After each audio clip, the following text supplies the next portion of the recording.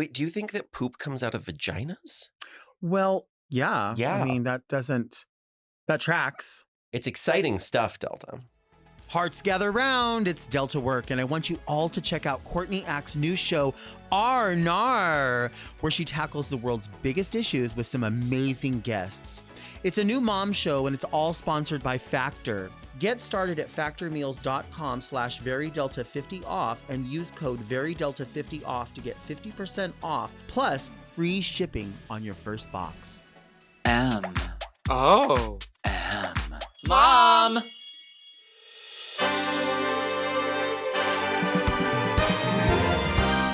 Are you a lady like me? Introspective, beautiful. Oh, are you intellectual like me? Beguiled by a bargain?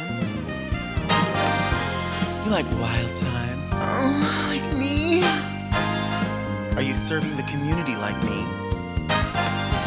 Well, if you are, then you must be very Delta.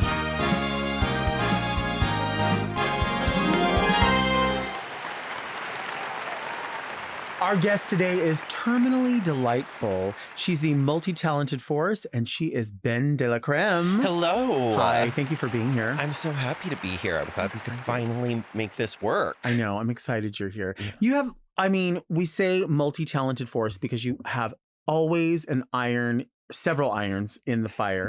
And you have a big project coming up right now, and I think it's where we need to start. Oh, sure. Right? Yeah. I am headed to Chicago to join the circus. I'm really excited about it. It's a company called Teatro Zinzani that has performers come in from all over the world, like incredible acrobats and folks doing like wild sleight of hand stuff and singers. And they have a brilliant comedian who's a drag queen named Kevin Kent. And Kevin Kent said, "Hey, do you want to step in for me for 8 weeks?" Wow. And I said, I would be honored. So yeah. Yeah, that is so fun. Yeah. Now, is this similar to chicken tetrazzini, or is that something different? Oh, it's slightly different. Just in that there's a lower chance of salmonella. But it's just as tasty, I'm sure. It's just as well, I'd say I haven't had chicken tetrazzini in quite some time. Well, I like when people say it and they mispronounce it. How do they say it? Well, kicking crekazzini, I've heard. Did you hear what was that thing where that guy was saying tzatziki and he was like tzaidakai or whatever? I it's my favorite when people like mispronounce something and they commit to it, because then it makes me think like maybe I'm saying it wrong. Like maybe there's a better way. Well, I heard a woman in a restaurant once try to order chamomile. What was it? Chamomile. Stop it, please. Yes, chamomile. Stop it. No, it was a friend of mine was the server, and I overheard this and watched his face. It was a long process, him trying to figure it out before he finally, because you want to be nice. You're in a service position. Right. And eventually you just had to be like, I have no idea what you're talking about. Right. And I always feel weird. Like I'm usually, especially if it's a stranger, I'm not going to correct it. I'm just going to roll with it. But if you can't tell what it is at all. Yeah. And you can't. I did have a girl say to me, I just love what you wear. I love that you embrace how voluptuous you are. Oh. Voluptuous. I've always been bothered by the M people like to throw into that word. Okay. Voluptuous. Oh, have you heard that? Yeah, I have heard that. It's very unappealing. It takes such like a sexy word and really just makes it into a sack of pine cones. But you have to let him do it. You have to let him do it. Yeah. Because then it's like, oh, you're making fun of my compliment I'm trying to give you. Right. I always think that with like designer names because I don't really know how to pronounce, like if it's in another language and I don't know how to speak it, or if it's like you have to put an emphasis on something. Like, what is the designer? Celine. And people will say like Celine, like however, and I don't want to say it wrong. So I'm like, I don't know her name, but it's like Celine Dion, but there's no Dion. Well, it's like you also have to constantly make decisions. I feel like we have so many words from other languages. Like, are you going to be the person who orders the croissant at the coffee shop? Like, you have to decide whether you're that type, Right. And I haven't decided. I don't know. Well, what would you order instead of that? I feel like I just sort of go, I go middle of the road. I'm like, croissant.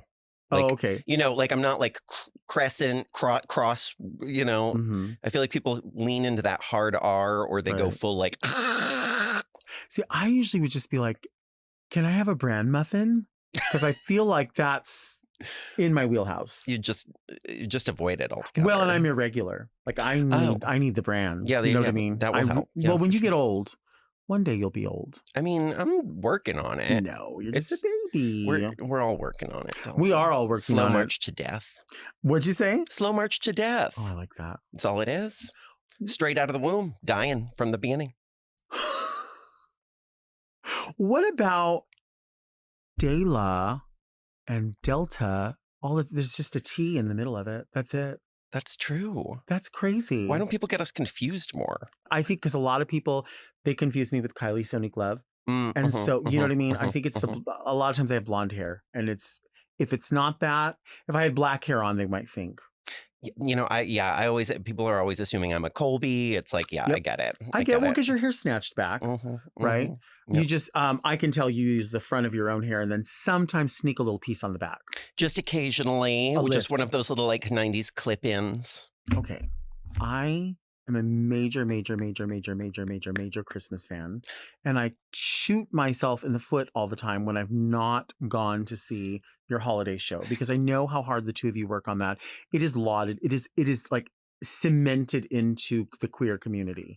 It's not something new. It's something you've been doing for so long. But on top of that, you have gift wrapping paper with your face on it.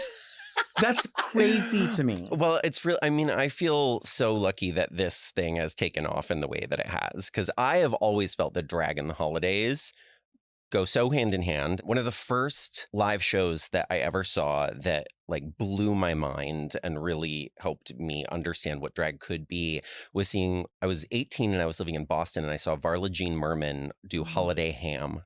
Wow. And I just remember being like, oh, yeah, drag queens and Christmas are inextricable. Right. And, you know, Dina Martina, her holiday show in Seattle is like such an incredible tradition. And it's just, I mean, she does so many shows and they're all packed. And I just, you know,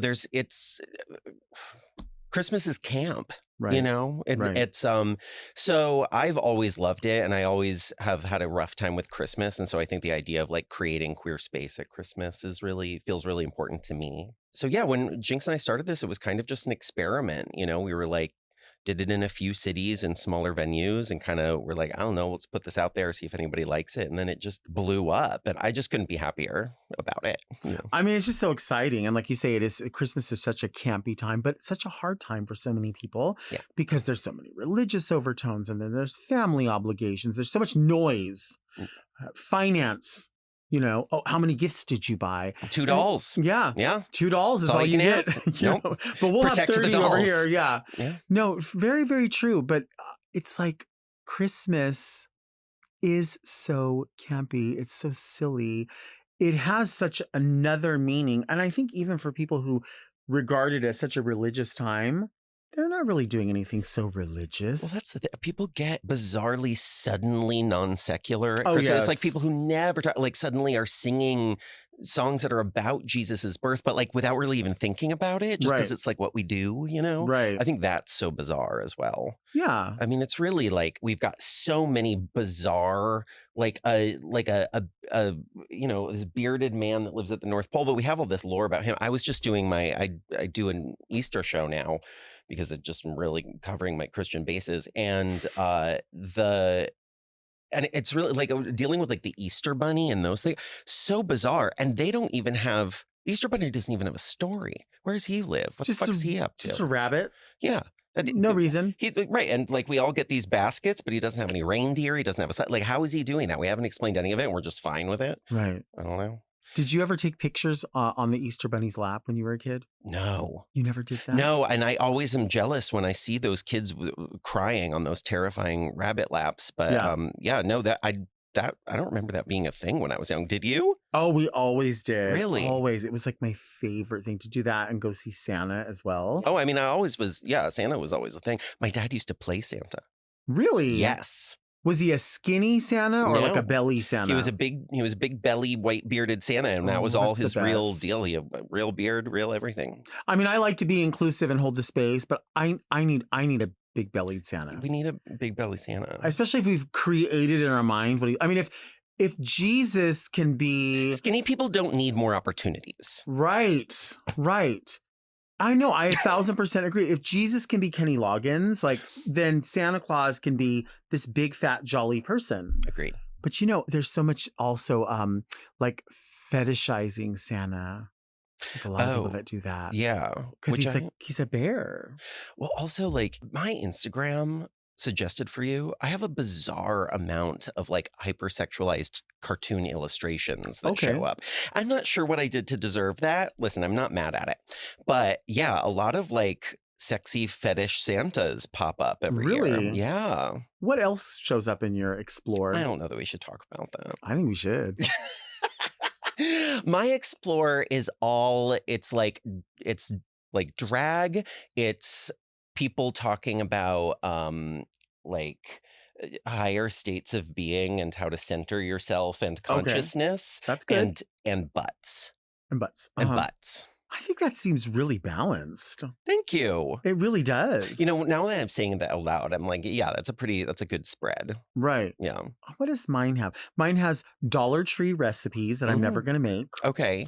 And it has, like higher being, but it's all people making fun of it. I see. Yeah. And that's not very nice. I definitely have a real thing for like Instagram people like telling me how to live my life better, more consciously, more purposefully while I'm scrolling on my phone, tuning out from absolutely everything. Right. We're so disconnected. We are. With the illusion of connection, the constant illusion of connection. Right. And I love social media for what it is, but at the same time, I mean, with one thing you get, one thing is taken away. And there is this idea that like, you look at something and you're like, I could do that. I could wear that. I could have that. If I just tell everyone that I'm balling, then everyone's like, wow, you've got all this money, but it's just in an angled picture. Right. It's like not real. Well, and doesn't that feel more isolating? Oh, yeah, When people are right. appreciating you for something that you don't really have and you know that and you're like, oh, I'm getting this validation, but like it's actually not for a thing.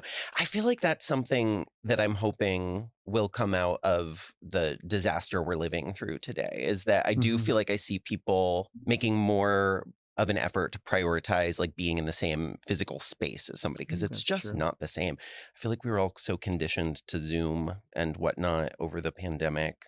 And sometimes it's hard to remember that like that is just not like you can talk to the same person over Zoom or in a room and it is a fully different experience. You like feel, this 1,000% true.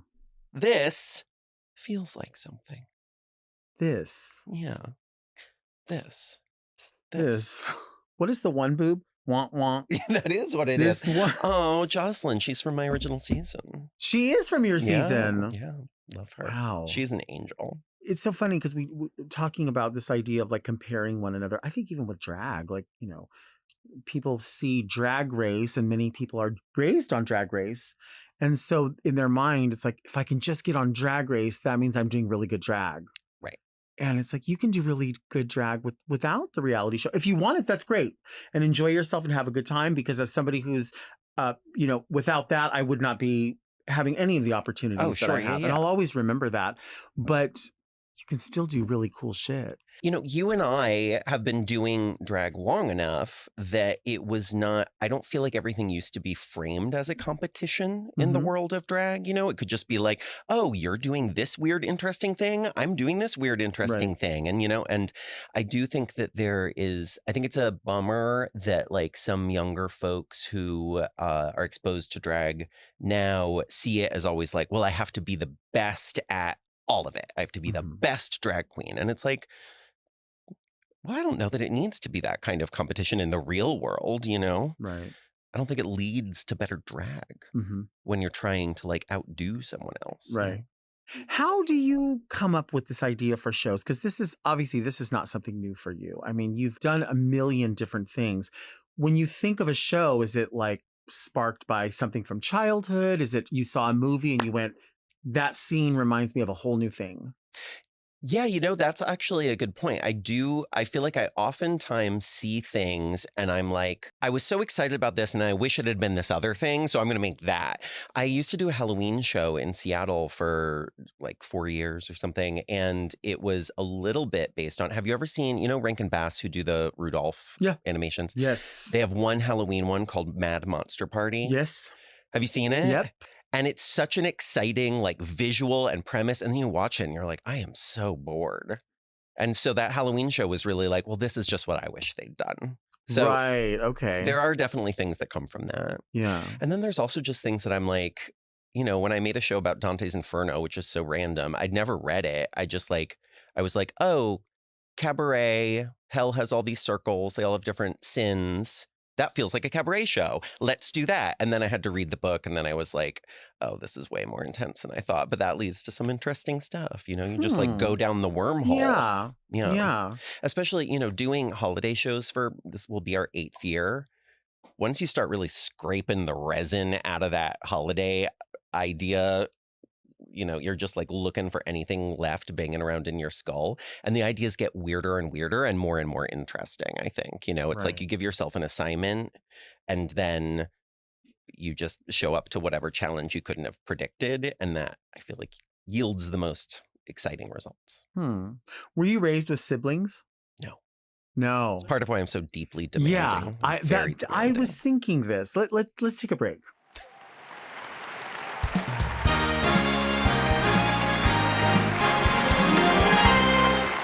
Summer has arrived, bringing longer days, warmer nights, and more time to soak up everything you love about the season. You know what shouldn't be on your summer to-do list? Spending hours in a hot kitchen. That's where Factor comes in. Factor's chef-crafted, dietitian-approved meals are ready in just 2 minutes, taking the hassle out of eating well. Factor meals arrive fresh and ready to eat, perfect for any active lifestyle over summer and beyond. With 45 weekly menu options, you can pick gourmet meals that fit your summer gains and goals. Choose from options like Calorie Smart, Protein Plus, Keto, and more. Factor powers your day sunup to sundown with nutritious breakfasts, on-the-go lunches, premium dinners, and guilt-free snacks and desserts. Factor has your whole day covered. Enjoy more this summer. Get Factor if you want all the flavor and none of the fuss. I've tried so many different dishes and they've all delivered on flavor and convenience. For breakfast, I'm obsessed with the smoky bacon and cheddar egg bites paired with the chocolate banana protein shake. Another favorite has been the Greek feta shrimp from the Calorie Smart menu. Just 500 calories and totally aligned with my summer wellness goals. I'm officially hooked. I love Factor. Get started at factormeals.com/verydelta50 off and use code verydelta50 off to get 50% off plus free shipping on your first box. That's code verydelta50 off at factormeals.com/verydelta50 off for 50% off plus free shipping. Factormeals.com/verydelta50 off.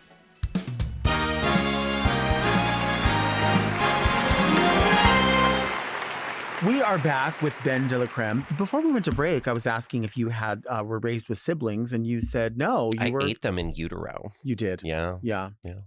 And is that what gave you the power, having all of that in you? It's why I'm so voluptuous. Uh-huh. No, voluptuous, but no, I grew up an only child, and I really do feel like everything I do is just an extension. It's like the more fully realized version of what I did as a kid, because I lived in a pretty rural area, and even at school, I was like way too freaky to have friends. And so I just hung out in my bedroom with my stuffed animals and puppets. I've loved puppets since I was little. And I had a video camera, and I would just set it up, and I would just make movies with I don't feel like much has changed. yeah. I had a couple cousins, and in my mind, and I love them so much, and we're still very close. And in my mind, we used to put on productions for our parents, and we would dress up and write these stories and do these things. Come to find out in much later life, I was just bossy as hell. Right. And I really thought that this was a communal experience. And they laugh about it and they're like, oh yeah, it was so fun. But you just you stand over there, you go over here, you enter now. And I guess there we go. It really just laid the groundwork. Well, I'm a firm believer that, I mean, you have to have a leader. You have to just decide who is working in this.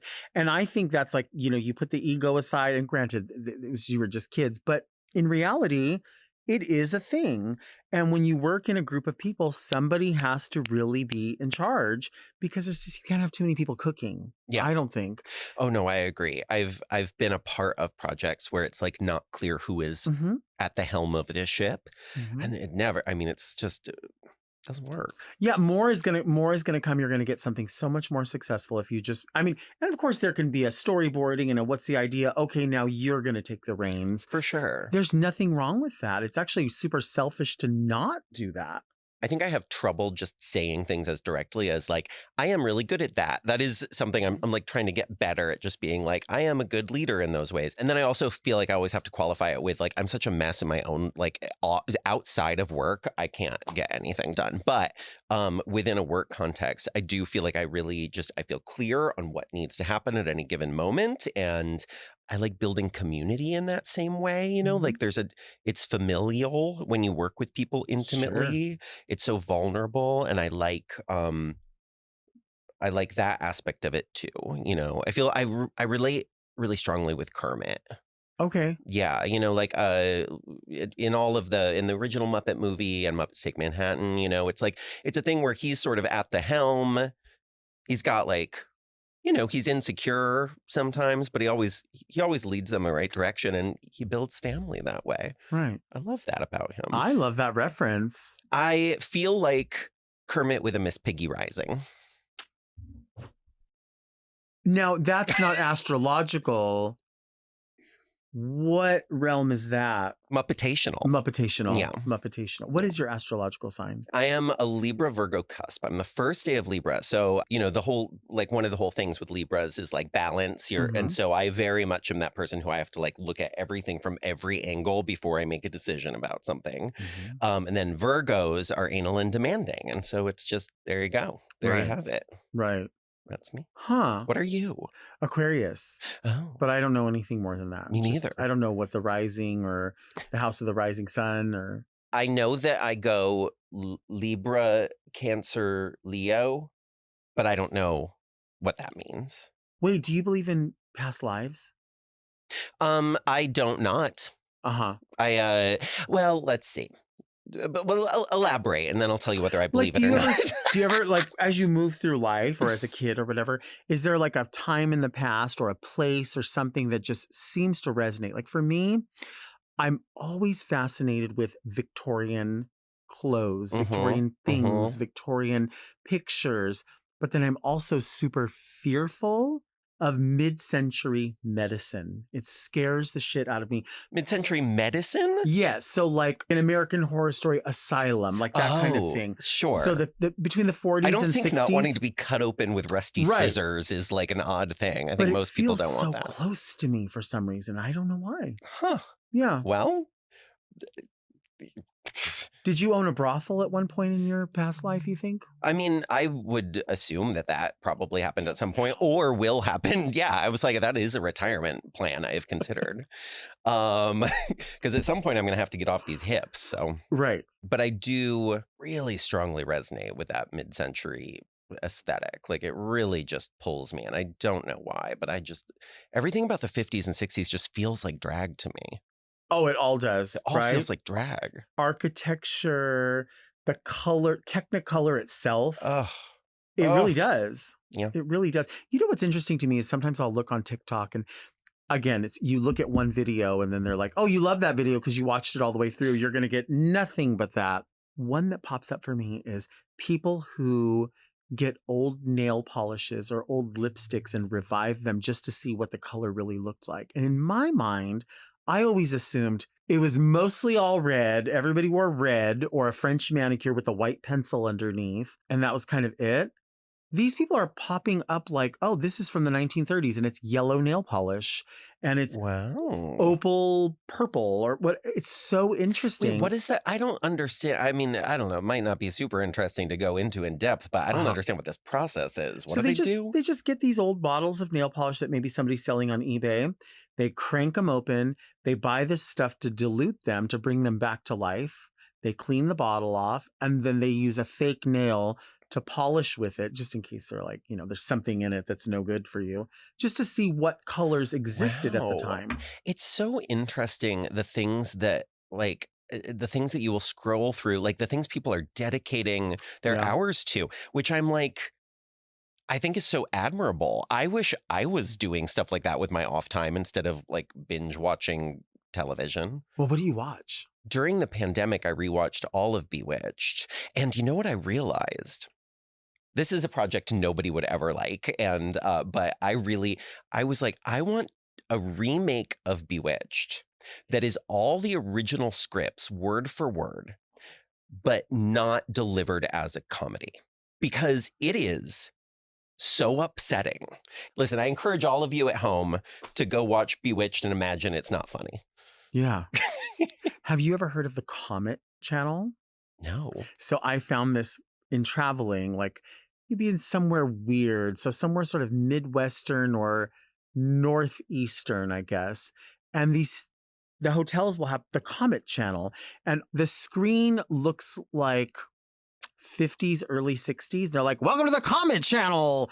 And so they have all of these shows like One Step Beyond, and like all the programming is like mystery, horror, campy, out from outer space. Like those are all the How shows. have I never heard of this? This sounds amazing. I never see it anywhere but when I'm traveling. And it's like really fierce. And what they play all the time, even though it's not that old, but it's old, they play in the middle of the day like extended episodes of X-Files, which is my shit, my favorite thing on the planet.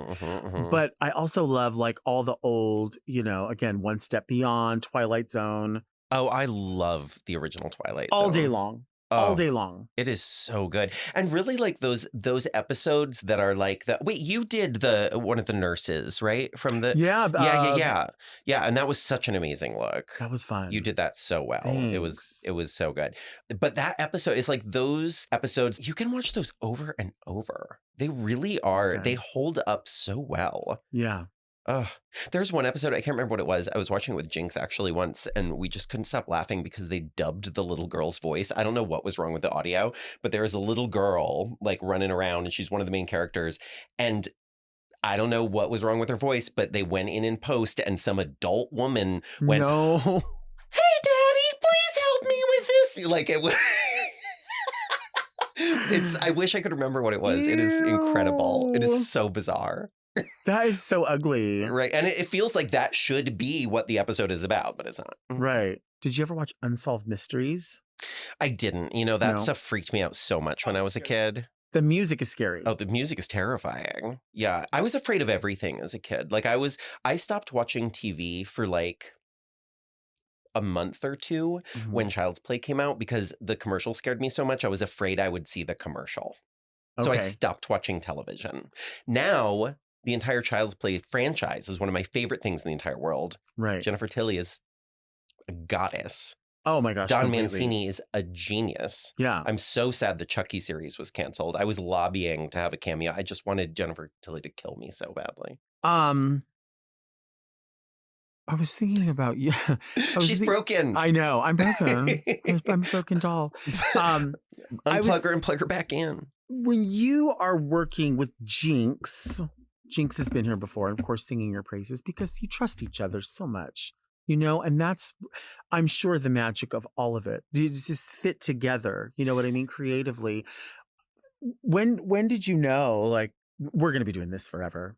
Yeah, that's I was thinking about that earlier when you were talking about sort of like nothing. Well, but needing like projects needing a leader, right? Yeah, and that and just that there's so much involved in someone stepping into that role, other people getting on board with them in that role, and that was such a big thing with Jinkx and I was, because we obviously. We develop these concepts together. We develop this work together. We work on these scripts together.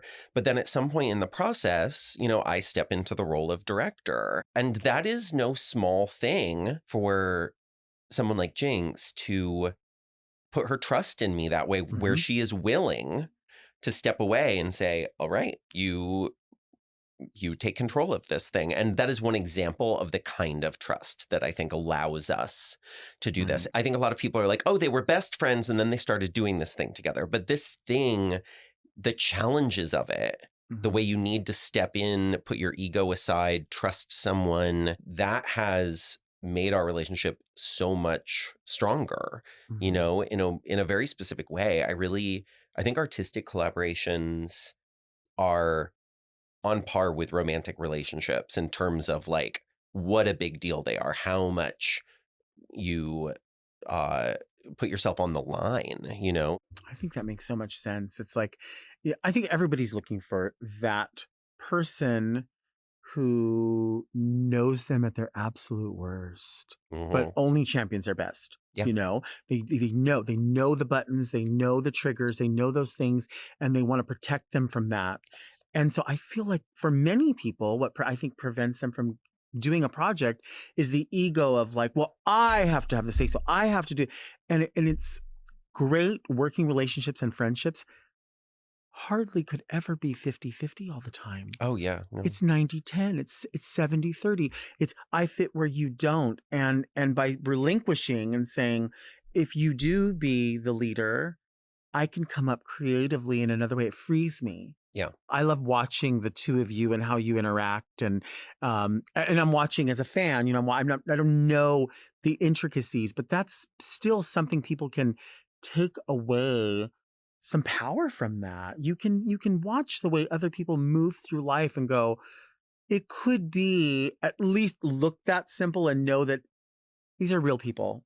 These are real people with real feelings as well. And I'm that too.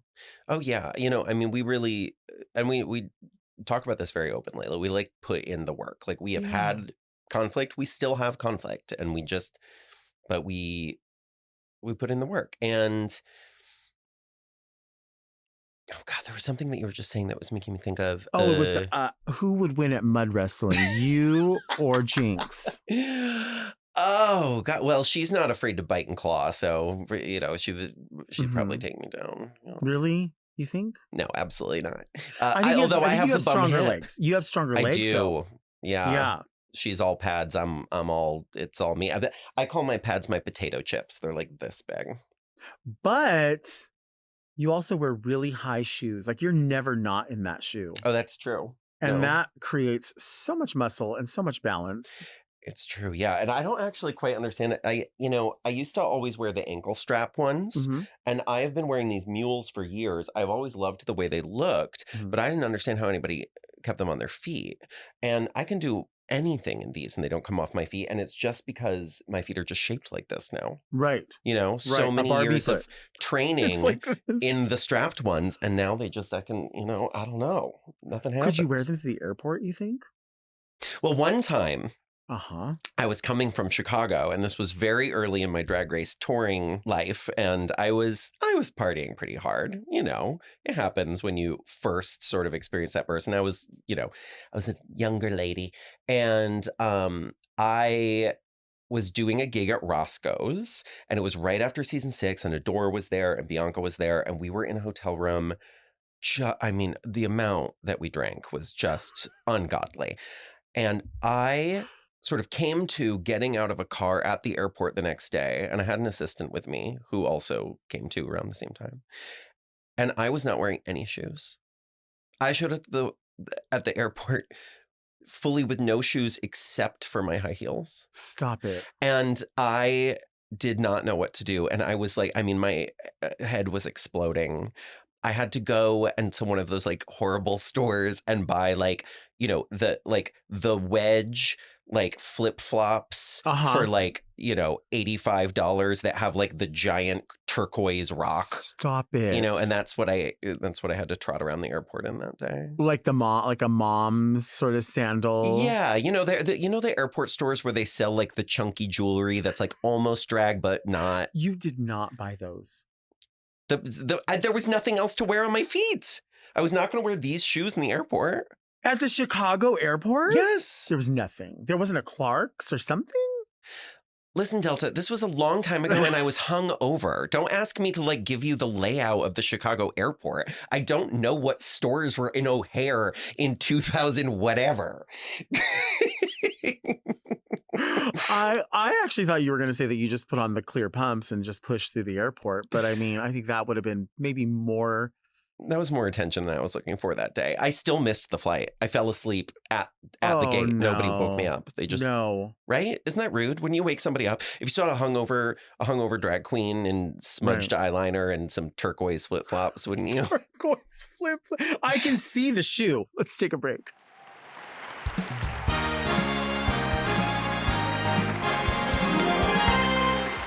Do you have something on your mind?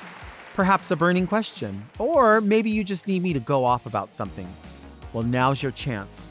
Email me at readmedelta@gmail.com and you just might hear your question on an upcoming episode of Very Delta. Don't be shy, baby. Send me an email.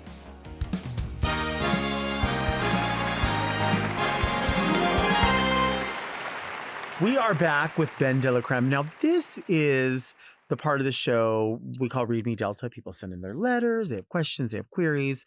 I can't wait. Are you excited? I'm so excited. Are you about to lose control and you think you like it? Well, I just also would like you to point out that your letter opener matches my flip-flops. Yes. This is the flip-flop letter opener from the airport from Pathways. Yeah.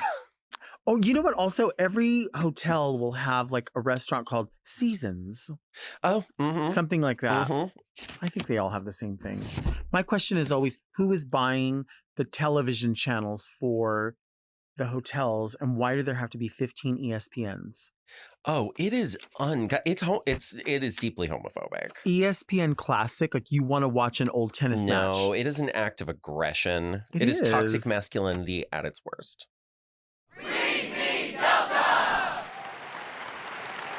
Dear Delta and BenDeLaCreme, the other night I had a dream that I was sitting front row at Very Delta the musical. Oh, that could happen. This establishment allowed food in the theater, so I was eating my popcorn in the front row, ready to gag. Everyone was seated, the lights went out, the overture hit. It was the Very Delta theme played by a live orchestra. The overture ends, the curtain opens, and guess what? I woke up. The dream left me with blue balls, so I'd like to hear from you and your guest. What do you think the opening of a Very Delta musical would be? Is the diva at Subway? Is the diva at a desk bitching? What is she doing? Thank you for your entertainment. You are a national treasure. All my love, Very Freddie from Montana. See, they have a Seasons. That was well written. It was well written. That was like a well-woven tale. Did you write that?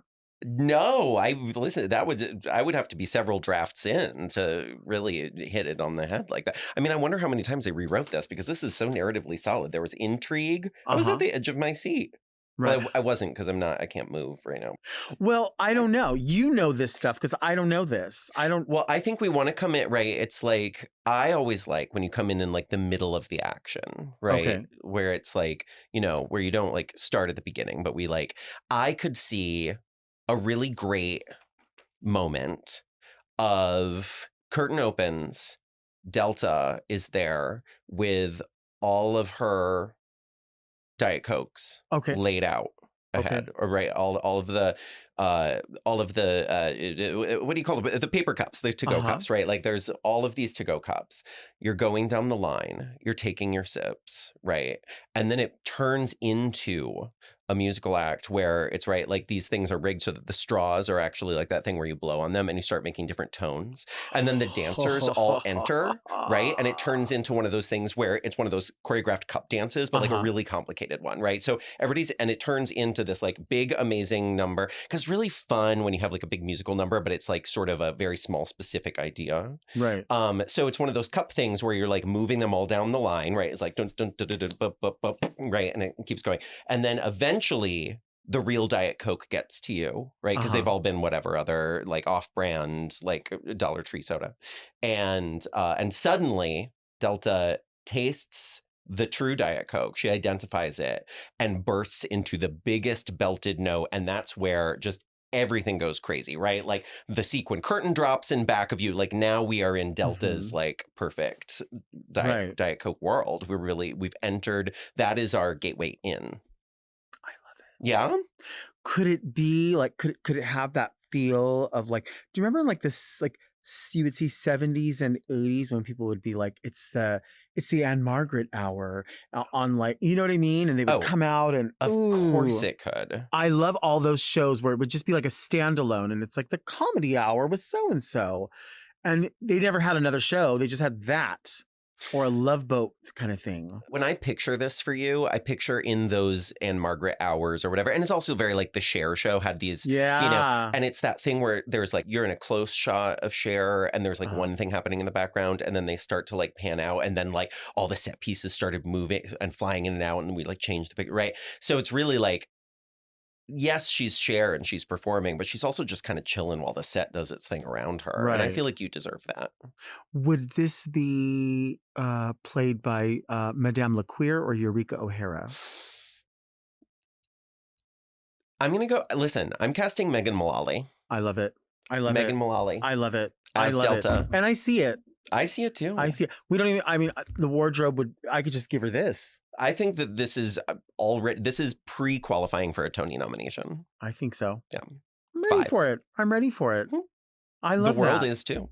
I don't think you need any explanation from me because the only thing I could contribute to this would be like maybe wig styling. I could do that. But other than that, I mean, Listen, I relinquish all of it to you. Whatever you creatively think. I'm so honored. See, this is that trust we were talking about. Right. It But really you're means also a like, lot. bitch, I don't want your project. She said, I already got my own project. See, this bitch. is the thing though. It sounds so fun that I'm like, yeah, let's do this. But that's what I always do. And then I'm like, why am I doing so many things? Right. Now I'm mad at myself and everyone Well, else. Maybe I could wear a leopard collar. And Oh yeah, no that turban. would be enough. And I could sit in the audience at your show. I could wear a leopard collar to your Christmas show. Oh, please. By all means. It's all about coats in the winter. If you finally make it. I know. I can't believe I've never gone. And it's in every city. Well, we've got the red carpet is rolled out for you at any point, Delta. I'm coming. You just say the word. Just say it. Just say the word. Pick a word, any word. Voluptuous is my safe word. Dear Delta and DeLa, while listening to the episode of Very Delta with Latrice, you made a comment about what if you had shit yourself in the front seat of your car, and I need to tell you my story. I was driving from Dallas, Texas to Lubbock, Texas, which is about a 5.5-hour drive. I was driving after work, so I got something to eat to start my drive. Of course, I chose 2 cheesy bean and rice burritos and a cheese quesadilla from Taco Bell. About halfway through the drive, there's a long stretch of highway with no towns or gas stations or places to stop. Right as we passed the last town, I felt a fart coming. I pushed it out, and about half a cup of liquid shit seeped through my underwear, through my pants, and onto my boyfriend's cloth seat in his Toyota. Not only was it in the middle of the night, but I was 32 miles from the nearest gas station. I stopped on the side of the road to assess the situation, wiped myself with 4 Taco Bell napkins I had in the car, and drove pantless 32 miles to the nearest gas station. And Allsup's, have you ever had their food? Which was closed since it was almost 1 a.m. Thankfully, about a few miles down the road, there was a different gas station that was open. I had to put on my shitty pants and go buy baby wipes and alcohol to clean themselves. I need alcohol just hearing just this. to get through it. Yeah. Ugh. And they had to clean the car at 1 a.m. in the middle of the night and then continue another 2 hours to Lubbock. Worst experience of my life. I know you can relate to it because I remember you sharing a story of shitting yourself in Souplantation. So since we already know your story, my question is for your guest, DeLa, have you ever shit yourself? Wow, this is so non-consensual. Love you, Jordan. Well, you did tell us listening to that letter is the worst thing that's ever happened to me. Ever. I'm sorry that he shit himself, but listening to it is worse. But you were also drunk and shoeless at the airport. I was drunk and shoeless. And you shared that with us. Yes, and I feel that was entertaining. It was jovial. It had some great imagery. And this it was is real. not the imagery I want running through my It's head not? or my pants. Has it ever happened? Not since I was a young person. Well, you're too classy for too this. old of a young person, but like a grade school child.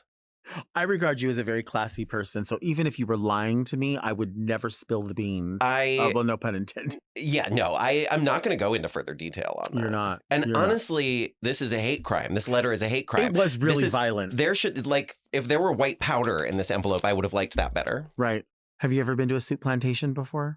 Do you know what it is? No, I don't know what you're talking about. It is a buffet restaurant that only served soups, salads, fruits, and breads. And you would go in and you would take a tray. Why is it called a plantation? I know. The mother company is called Sweet Tomatoes, which I think is better. Oh, yeah, I know Sweet Tomato. Okay, so same thing. Yeah, okay. Well, I was in there one time and I thought, I said, oh, I should get up and go to the restroom. And I just thought that I had to tinkle. Okay, that's what I was going to do. Sure. And I thought someone threw something at me. And I went, who threw that at my leg? What is that? I was just going to the bathroom while I was walking. How? I mean... Listen, I don't know if I was just, at that point, I needed vaginal rejuvenation. I don't know what the problem was, but there was zero sensation. Wait, do you think that poop comes out of vaginas? Well, like a cloaca on a chicken? On my vagina. Okay. Right. I felt it. And I thought it was because I was near a yogurt machine. I thought it was like frozen yogurt or something because it was also frozen. Well, I didn't know because it came out cold. Well, you know the sensation of hot and cold. Like if you don't know what's happening, you're like, oh my God, I'm startled. It has to be that. And then I was like, oh no, it just feels wet.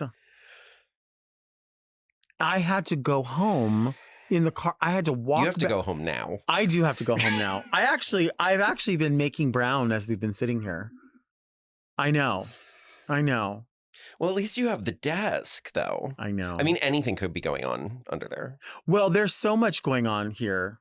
There's so many, You could be on the toilet pleasuring yourself right now. That's happening. Know. Yeah. They know. If I learned anything from RuPaul, it was that I can wear track pants and a dress at the same time. Well, when I was actually getting ready for this, I was like feeling jealous of your desk. I was really thinking about... sometimes I really miss that pandemic drag on camera. Oh gosh, it was the best. Didn't it teach people like I hate to say this, but like the BenDeLaCreme rises to the top. And so if you're able to captivate people in a little square, you're doing something. And so a lot of people were like, I can't do it. And I was like, really? You mean I can do drag just sitting in one spot? I got this. All I have to do is pick out eyelashes. That's it. I loved it. It was my favorite. I wish we had a disease running rampant through the world right now again. Well, give it a minute, Delta. I think we're well on our way. Someone just said, I think if a dragon flew by right now, I would be surprised, but not really that surprised. Oh, yeah. Well, I've been listening to the telepathy tapes. Have you heard this podcast? Please tell me because I need it. So it's fascinating. And everyone listen to the telepathy tapes. It's incredible. It's this woman who's doing research on nonverbal autistic children. Mm-hmm. And so, for a long time, doctors were like, oh, there's no one in there. That's like, sorry, your kid's not in that body, and now these kids are like communicating and they're like eloquent as fuck. And a lot of them like know languages they were never taught and know all that. Yeah. And crazy stuff. And then it's like a thing where they not only can some of them communicate through telepathy with like their mothers or like a favorite teacher or something, but they all talk about this place called the Hill where they all meet. And it's like on this other, right? So anyway, I'm listening to this thing, right? And the host is constantly like, I know this is hard to believe. I know that you have to really suspend your belief, da, da, da. And I'm sitting there, I'm like, why? Based on what? Based on what thing that makes sense in our world would I not just be like, yes? To this, you know what I mean? Like that, it's that dragon thing. I really feel like that. It's like everything's so ridiculous. People are like, "Oh, do you think there's real aliens? Do you think the aliens?" I'm like, I kind of, my interest is low because, like, sure, yeah, why not? Why would that be impossible? Right. I don't know why it doesn't even seem like a weird question to me. Yeah, I agree. So what you're sharing with me, I'm like, yeah. I mean, that tracks. It's exciting stuff, Delta. Right. Give it a listen. What about when people say eloquent instead of elegant? Oh, they're monsters. They are monsters. They should be excommunicated. Thank you for being here. This was fun. This was a blast. Thank you so much for I having me. appreciate it. I know it's the middle of the day and you had to get slung up in drag. Well, listen, I got into drag real fast, and there's a reason I'm wearing this bang today. Oh, really? Oh, yeah. I'm not showing you what's happening under here. I'm not talking to you about when I pooped myself, and I'm not showing you what's under my bang. But you are going to talk about wearing them sandals. Thank you for being here. I hope we can do this again. I hope so too. Well, we have to work on the musical. That's true. We have to work on the musical. All right. Yeah, I'll get to writing. Today on Very Delta, we learned that the most voluptuous women buy their shoes at the airport. We'll see you next week, and until then, keep things very Delta.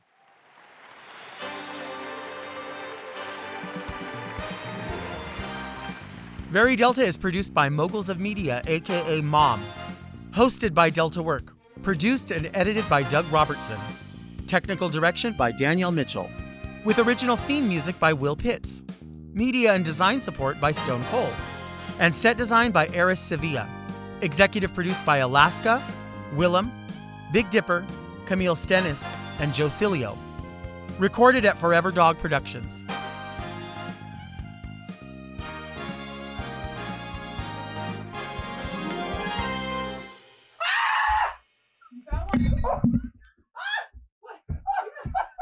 Mom!